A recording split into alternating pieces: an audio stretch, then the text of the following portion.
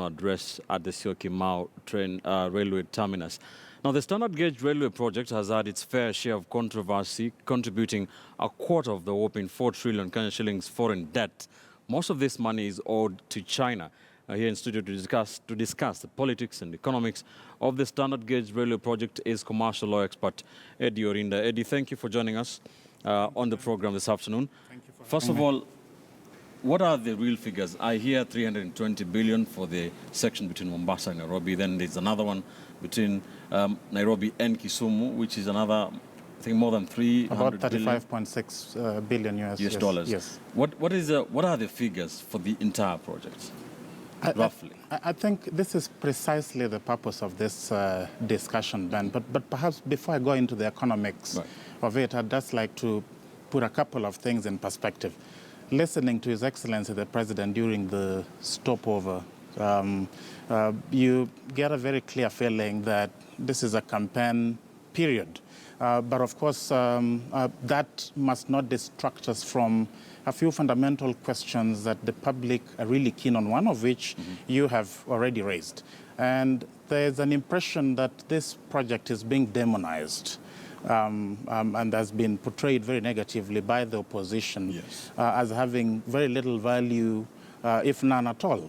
One of the things I must agree with the President on is that, of course, an increased economic growth is closely associated with the reduced cost of doing business, effective transport and infrastructure. In fact, one of the positive things about the SGR is it's going to reduce by 30% the cost of transporting cargo from Mombasa to Nairobi.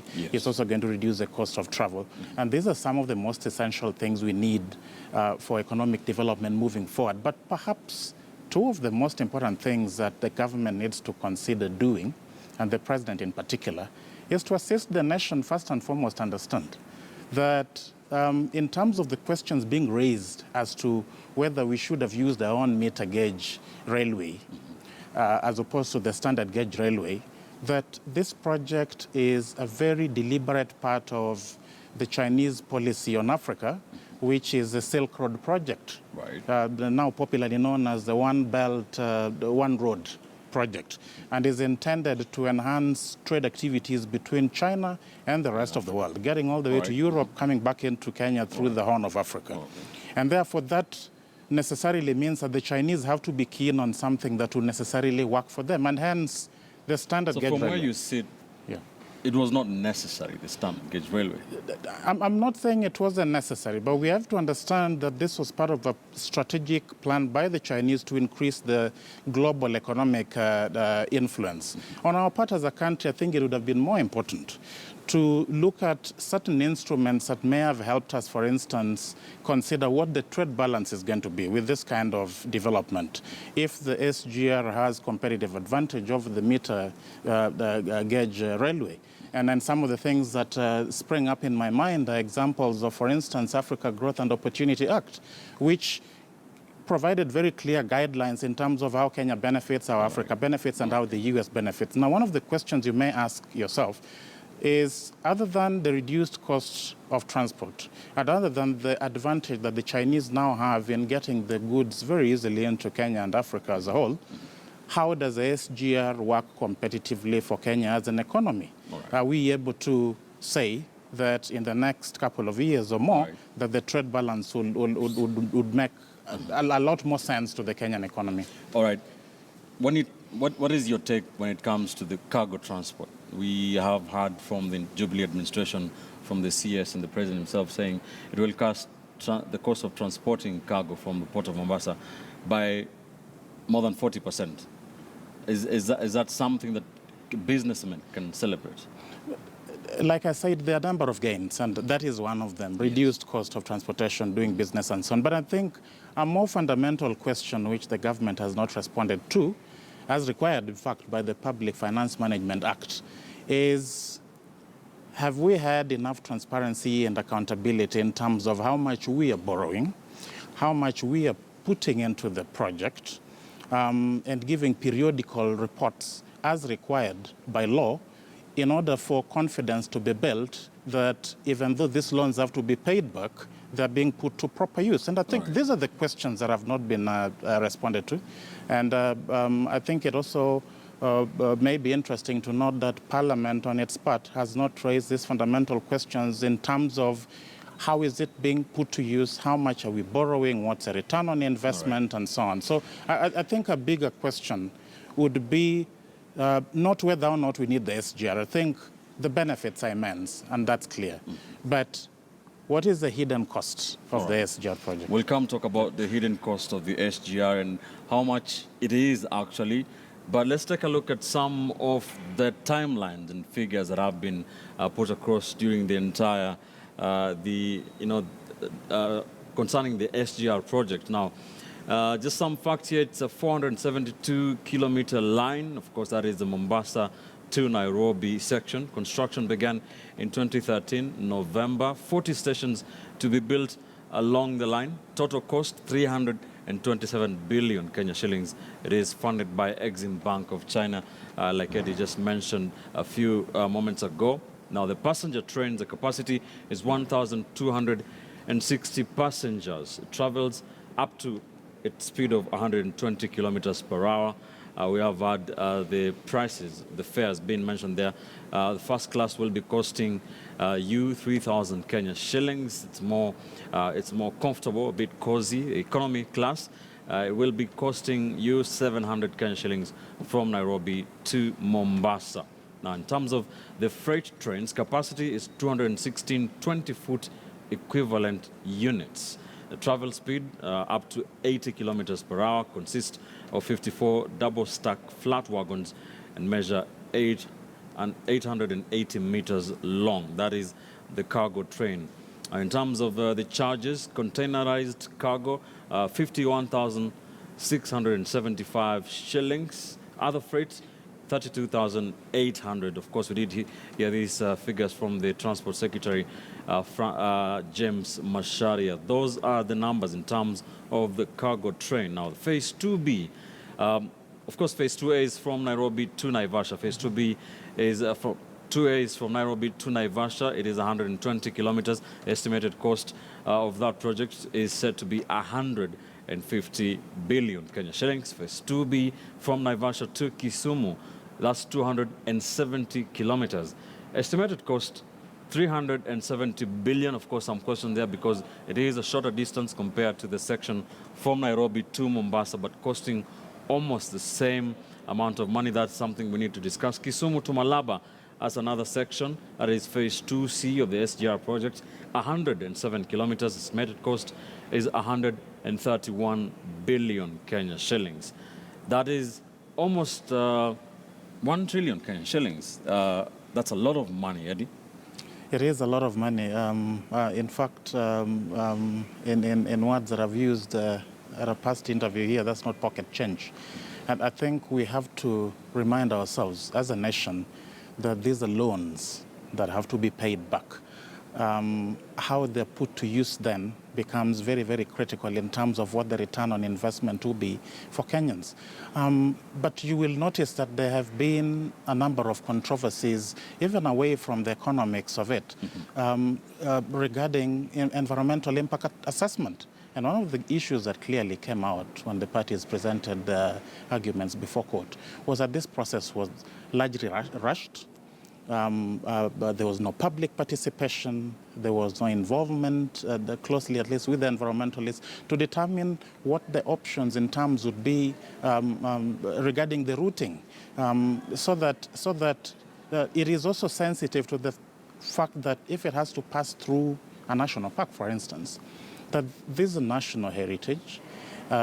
These are natural resources that contribute very, very centrally to Kenya's economy, and that failing to raise questions now in terms of how they will be preserved may turn out to be very negative effects of these projects in the long run. So I think, again, coming back to what the discussion really is supposed to be, is we need a lot of clarity in terms of borrowing. I think we are borrowing a little too much. The understanding, at least from a layman's point of view, would be if we're borrowing a lot, then we're supposed to be a lot better in terms of social welfare, in terms of employment, in terms of the cost of doing business, which is only... When you compare how this project's, impact on life of Kenyan on day-to-day lives and the amount of money that's taken, that is almost 1 trillion, that is almost a quarter of Kenya's foreign debts. Do you think it makes sense? Is it balanced? No, it is not balanced, Ben. And I think if you allow me to use the phrase, we are shooting ourselves in the foot. Because it doesn't make much economic sense to say that the project brings immense economic benefit to the Kenyan public when the borrowing supersedes the level that it ought to be, or at least where it's supposed to be kept in check, and therefore putting a lot of strain on the economy in terms of how those loans have to be serviced. And the more we concentrate on paying back loans, the less energy and focus we remain with to focus on internal economic development. So we shouldn't mix the economics part of it with politics. I think it's important that the political part remains political. It's clear that this is part of the broader Silk Road project. But economically, we need to critically look at what benefits we can derive as a nation. Let's talk about the politics for a minute or two. And the president, when speaking in Titoande and even in Mombasa, has said that asking Kenyans to not politicize this project, it has been said that the opposition is demonizing the project. Do you think he has merits to his words when he says that maybe what you're doing right now, you're just bashing him for no apparent reason? Perhaps looking at its merits may require a completely different discussion, but I'd like to remind ourselves that the SGR project did not start with the current government. If you recall, these negotiations were begun by the government of His Excellency retired President Mwai Kibaki. At the time, some of the so-called opposition figures were in fact also in government, and that this government has overseen it by concluding the loans that are needed and the contracts that were necessary to get the project to be underway. So I think it is not accurate to give an impression that this started with the current government and that those who are raising fundamental questions must then be portrayed very negatively as those who are not for development of Kenya as a whole. You mentioned the Silk Road project, the Silk Road. This is not happening only in Kenya. It's happening in countries, other African countries, Zambia and all. What do you think, from where you see it, is China's interest? China has a very clear interest. If you recall, China came up with a policy paper on Africa and indeed the rest of the world, strategically placing itself in a rapidly globalizing world as the preferred partner, both in terms of development and politics. And if you recall the history of the Silk Road project dating to centuries back, the whole idea was to create interdependence between China and the rest of the world. And this is why you have this project not only coming into the Horn of Africa through Djibouti, Ethiopia, eventually to Kenya. It's going all the way to Brazil. It's passing through the Mediterranean, getting into Europe. They're building ports, for instance, in Italy that would ease communication and trade between China and Europe as a whole. And if you recall, during the last conference that the Chinese government hosted, even the traditional multilateral partners like the IMF, World Bank, were all there and in fact agreed that this would be very useful, particularly because they saw a strategic engagement in how they could provide technical support. So that shows you that China is here to stay. We have to deal with China. We have to do business with China. But a bigger question is how we also derive a win-win situation out of it. So I will not, contrary to what the impression has been, take the position that the Silk Road project is entirely wrong. I think what we need to do is come to a place where our leaders are accountable enough and transparent enough to balance national interests and those of international nature. Thank you so much. Yeah. Thank you, Ben. Always pleasure talking to you Thank about you these very things. much, Eddie Orinda, commercial law expert, just putting some perspective into this all standard gauge railway project, that is Jubilee administration's flagship infrastructure project. Of course, mentioning it did not start with the current regime, it did start with the Mwai Kibaki administration.